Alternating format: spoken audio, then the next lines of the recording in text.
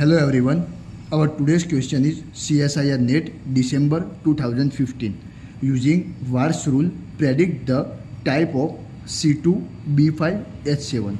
First of all, C2, B5, H7. Our deals with B5, H7. Therefore, B5, H7. B5, H7. B5, H5, H2 minus 2 hydrogen. Therefore, B5, H5 minus 2. It is just like Bn, Hn, B5, H5. Therefore, n is equal to 5. Bn, Hn minus 2.